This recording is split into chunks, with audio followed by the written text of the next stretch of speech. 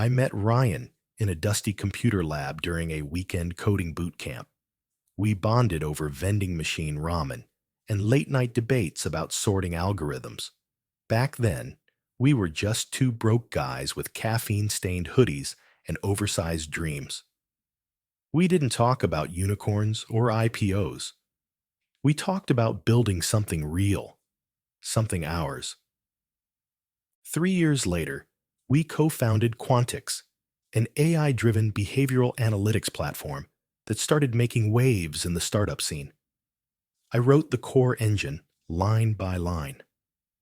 Ryan had the charisma, the pitch deck charm. He could walk into any boardroom and walk out with funding, while I stayed behind, buried in code and server logs. It worked. We worked. Or so I thought. Then came the accident. One night in early September, I got T-boned by a delivery truck running a red light. The impact fractured 3 ribs and left me unconscious for days. When I woke up in a hospital bed, drugged and disoriented, Ryan was there with his trademark grin, telling me not to worry, just focus on getting better. He said everything at Quantix was under control. I believed him. He was my co-founder, my friend. But 2 weeks later, when I got home, something felt off. My Quantix email access had been revoked. Admin privileges on my personal development server were gone. When I texted Ryan, all I got back was, "Things are shifting. The investors want streamlined leadership. Just rest for now. We'll talk soon." I showed up at the office, the company I helped build from scratch, and was told by the new receptionist, someone I'd never met, that I was no longer authorized to enter. That was the moment it hit me. I'd been erased. No arguments, no confrontation, just gone. Ryan had quietly restructured the company while I was hospitalized. He held an emergency board meeting, cited my unavailability, and pushed through a clause transferring intellectual property and equity to him in exchange for a one-time exit package. A package I apparently signed while under morphine, barely conscious. When the news broke about Quantix's funding round, Ryan was the face of it. The press called him a visionary founder. I was a footnote, early contributor at best, but I didn't shout. I didn't sue. I didn't even tell my family. I just sat there, staring at my locked-out GitHub account, wondering how you can lose everything to someone you once called brother. They stole my startup. But that wasn't the end of the story. That was just the beginning. After the office incident, I disappeared for a while. No dramatic Facebook posts. No angry rants on Twitter. Just silence. I moved out of my apartment in Palo Alto, shut off my phone, and drove east until the city lights faded in the rear view. Ended up in a small town in Colorado, renting a cabin from a retired couple who didn't care what I used to do. I told them I was a freelance programmer. They didn't ask more. Truth is, I was humiliated, not just because I lost the company, but because I let it happen. I was the guy who built everything from scratch, yet I didn't protect it. I didn't read the fine print. I didn't question the documents Ryan slid across the hospital table. I just signed, blindly, like an idiot. The worst part? I wasn't even angry at first. I was ashamed. Shame cuts deeper than betrayal. There were days I didn't get out of bed. Nights where the silence of the woods outside echoed the silence inside my head. I couldn't sleep, couldn't code, couldn't even touch a keyboard without hearing Ryan's voice giving interviews, talking about his breakthrough algorithms, my algorithms. But something changed one morning. I opened my old laptop, one Ryan didn't have access to, and found an archived version of the earliest Quantix prototype. Tucked inside the source code was something I'd forgotten I built, a hidden watermark embedded in the AI's logic tree. Nothing malicious, just a tiny digital signature, time-stamped, uniquely mine. It hit me like a jolt to the chest. He may have stolen the company, but the foundation, every core behavior of that engine, still bore my fingerprint. That was the first crack in the wall he built around me.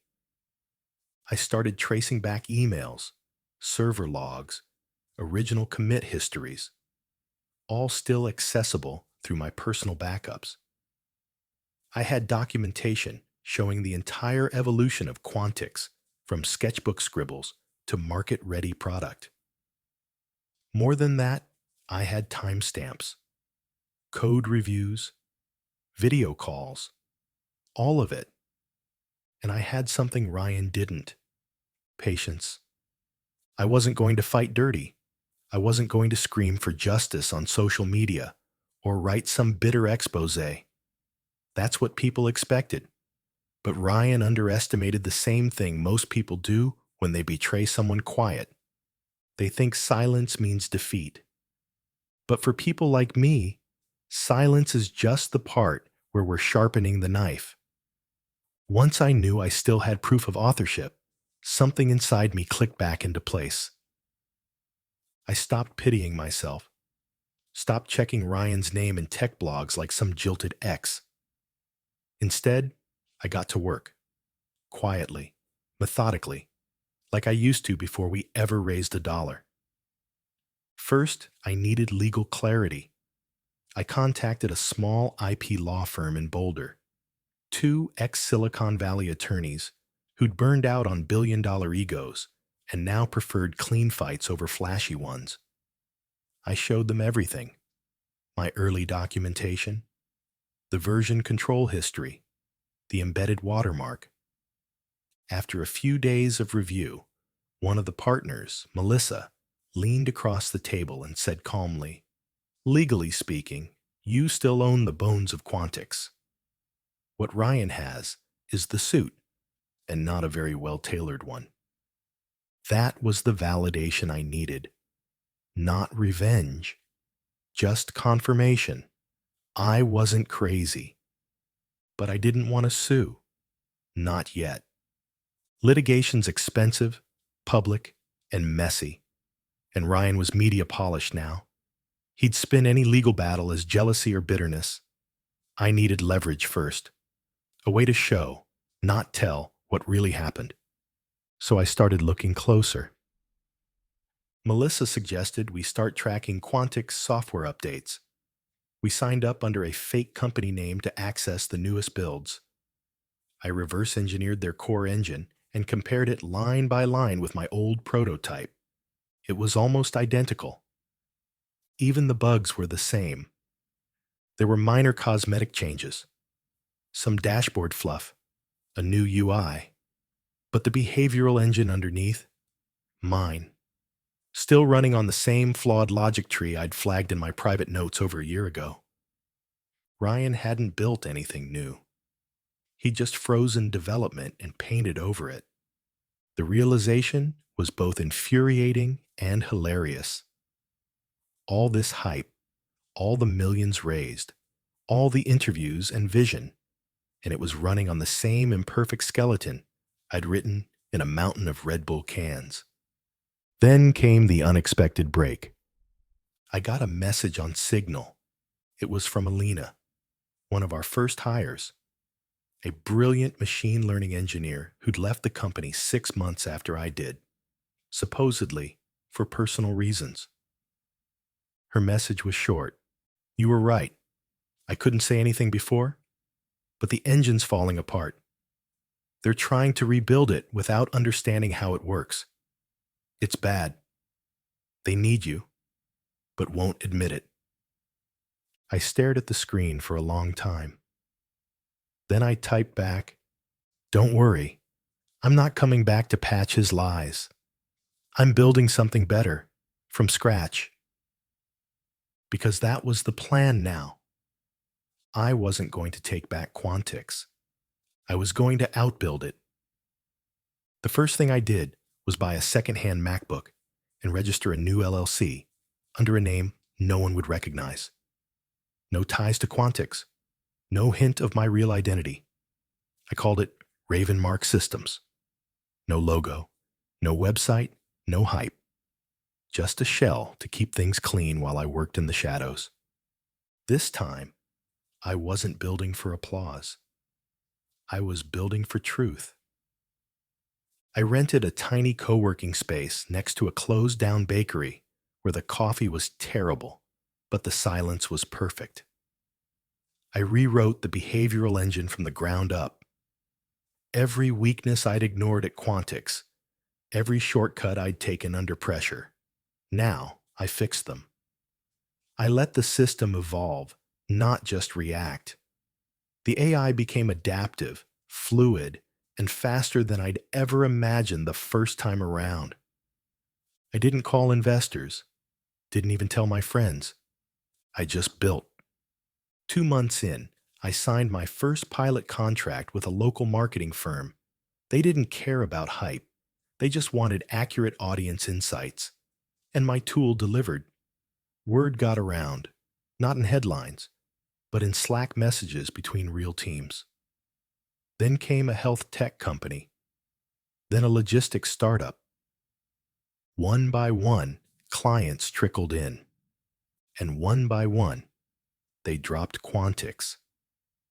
At first, I thought it was coincidence, but after the third company cited unpredictable analytics, I knew. Quantix was breaking down, and Ryan couldn't fix it. Why would he? He never understood how it worked in the first place. One night, around 2 a.m., I got an email from a company that had just signed a major deal with Quantix. Their CTO had been following my rebuild through back channels and wanted to test my system quietly. I agreed, under a strict NDA. Within a week, they backed out of their Quantix contract. I didn't poach. I didn't pitch. They came to me. Meanwhile, I kept my identity hidden. Ryan still didn't know it was me behind Ravenmark. To him, it must have looked like a random competitor showing up out of nowhere, slowly eroding everything he thought was secured. He started scrambling, releasing rushed updates, hiring consultants, spinning new PR narratives. But you can't fix the foundation with glossy paint, and you can't fake what you don't understand. Then something strange happened. I got a message from a private Gmail account. It simply said, "We should talk. You and I both know what's really going on. T." I didn't know who T was. Not yet. But I had a feeling the truth was starting to leak. Inside the company, inside the boardroom. And I was ready. T turned out to be Thomas Griggs, Quantix's acting CFO, the same guy who once toasted me at our first seed round dinner and called me the smartest person in the room. I hadn't seen or heard from him since the fallout. Now he wanted to talk. We met at a small cafe off Highway 36. He wore a hoodie pulled tight around his face and looked like a man who hadn't slept in weeks. "Ryan's in trouble," he said without preamble. "The board's starting to ask questions. Why core clients are leaving? Why dev costs are ballooning? Why nothing's scaling?" I didn't say a word, just let him talk. "He cut you out because he thought you were replaceable," Thomas continued. "Now the system's unstable, and no one knows how to fix it. He's blaming contractors, blaming the data, blaming everything but the truth." I raised an eyebrow. "And you're telling me this because I kept the receipts." He slid a flash drive across the table. Inside were internal memos, budget reports, and code audit logs that made one thing crystal clear. Quantix hadn't innovated since I left. They'd just kept repackaging the same system. My system. Even their so-called version 3.0 was running a repurposed build from the prototype I wrote 2 years ago. I didn't know he forged your signature, Thomas added, almost as an afterthought. That's why I'm here. I can't be part of this anymore. That changed everything. Ryan hadn't just pushed me out. He'd broken the law. But I still wasn't ready to go nuclear. Not yet. Instead, I brought Melissa, the IP lawyer, up to speed. She nearly choked on her coffee when she saw the documents. With this, she said, we could bury them in court. But I didn't want to bury them. I wanted the truth to collapse under its own weight. So I waited. I kept improving Ravenmark's platform. I hired Alina back, this time as co-founder, and we rebuilt our system into something Quantix couldn't touch. Faster, smarter, clean code, no dead weight. Then 3 weeks later, it happened. Quantix launched a revolutionary new update, live-streamed on LinkedIn, featuring Ryan in a blazer he clearly didn't know how to wear. I watched it on mute, sipping tea, waiting. 48 hours after the launch, one of their top clients, Brightcore Analytics, announced they were switching vendors due to inconsistencies and serious performance concerns. That vendor? Ravenmark. Ryan must have been furious. And that's when I got the call. Blocked number. Familiar voice. I don't know what you're doing, but you need to back off, he snapped. You're playing dirty, man. I smiled. No, Ryan. For once in your life, someone's just playing better. 2 days after that call, I received a certified letter at my P.O. box. It was from Ryan's legal team, stuffed with cease and desist threats, accusations of intellectual property theft, and a veiled warning about defamation. Standard corporate scare tactics. I read it twice, smiled, and handed it off to Melissa. She read the whole thing, leaned back in her chair, and said, "You know what this tells me? They're panicking. And that means it's time. Time for the evidence." The next morning, Melissa filed a formal motion to enforce my original IP ownership under federal law. It was backed by every version log, time-stamped commit, source file watermark, and the nail in the coffin, Thomas's internal memos detailing Ryan's knowledge of the forgery. Then came the twist. Melissa forwarded me an email from Quantix's internal legal team.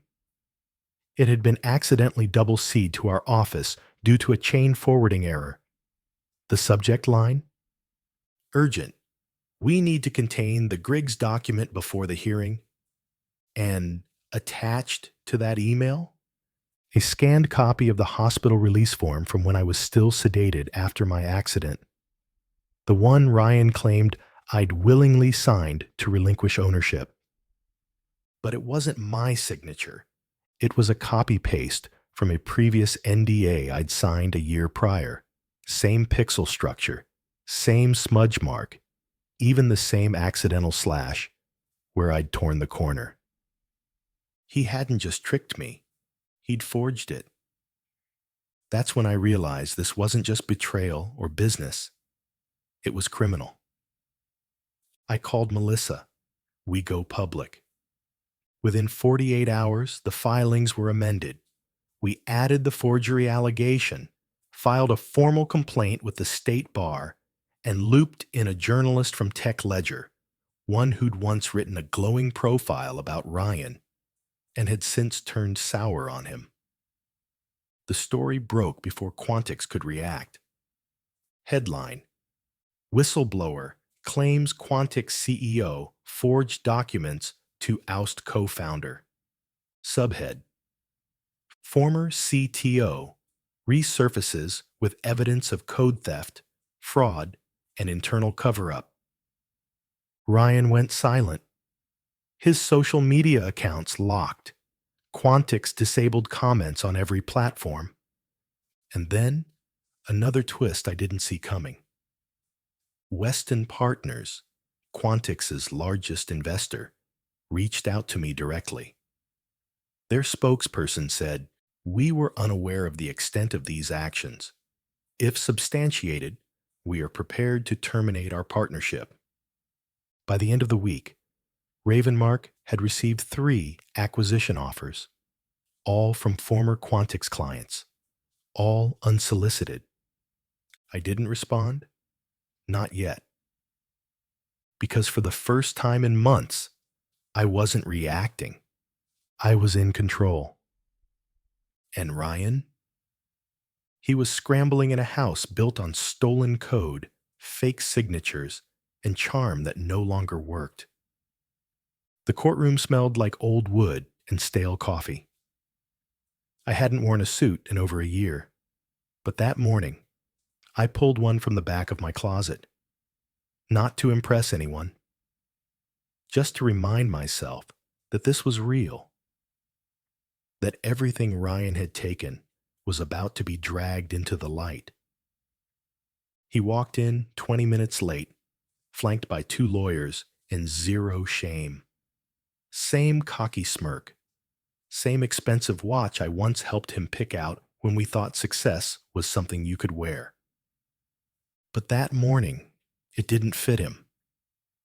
He avoided my eyes. The judge was a no-nonsense woman in her early 50s who'd clearly seen 1,000 startups rise and fall. She scanned the documents, adjusted her glasses, and said, "We're not here to debate success. We're here to determine ownership and potential fraud." Melissa stood calmly. She walked the court through our evidence, every log file, every email, every commit history. Then she paused and pulled out the signature analysis report, the forged document. A hush fell. The forensic expert took the stand and explained in detail how Ryan had copied my signature from a previous NDA and overlaid it onto the hospital release document. The timestamps didn't match. The metadata didn't lie. And then came the kicker: testimony from the nurse on duty that day who confirmed I was unconscious during the signing. Ryan's team tried to object. The judge shut it down cold. "Let's move to IP ownership," she said. We did. The court reviewed the version control files, my original system architecture diagrams, and even the embedded watermark, my quiet fingerprint hidden in the foundation of the Quantix engine. Melissa pointed at the screen. "Your Honor, this code is still running in their system today.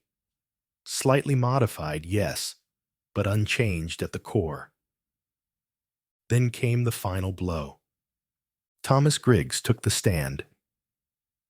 He looked Ryan in the eye and said, "You stole from the one person who built everything, and you used me to help cover it."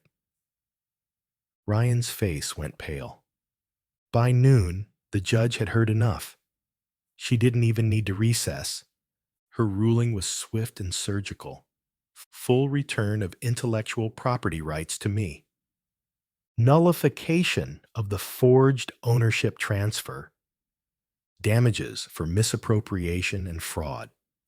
A court order for Quantix to cease operation until its system was rebuilt, independent of my work. Ryan didn't say a word as he left. No apology. No excuse. Just a hollow man in a tight suit walking out of the company he didn't understand and never truly owned. I stepped outside into the cold air. Heart pounding, hands shaking. Not from anger anymore, but release. It wasn't revenge. It was justice. And it had arrived exactly when it needed to. After the ruling, I didn't throw a party. No champagne, no victory lap. Just a long, quiet walk through downtown Boulder, hands in my pockets, letting the cold November air soak in. Justice had been served. But it didn't feel like a movie ending. It felt like an old wound finally closed. Ryan disappeared from the tech scene. His LinkedIn went dark. Quantix filed for dissolution 2 weeks later. Most of the team jumped ship to companies where they didn't have to lie for a living. A few reached out, some to apologize, some just to say they were sorry, they didn't know sooner. I didn't hold it against them. Ryan was good at playing hero. I should know. I used to believe in him too. As for Ravenmark, it didn't stay small for long. After the case went public, new clients came pouring in. Not because I marketed it, because people believed in what we were building. Clean, ethical, efficient software. No hype, no tricks, just solid work. I made Alina co-CEO. She'd earned it.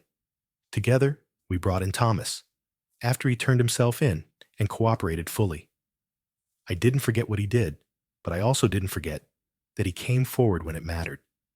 Redemption, after all, is part of justice too. 1 year later, Ravenmark became profitable.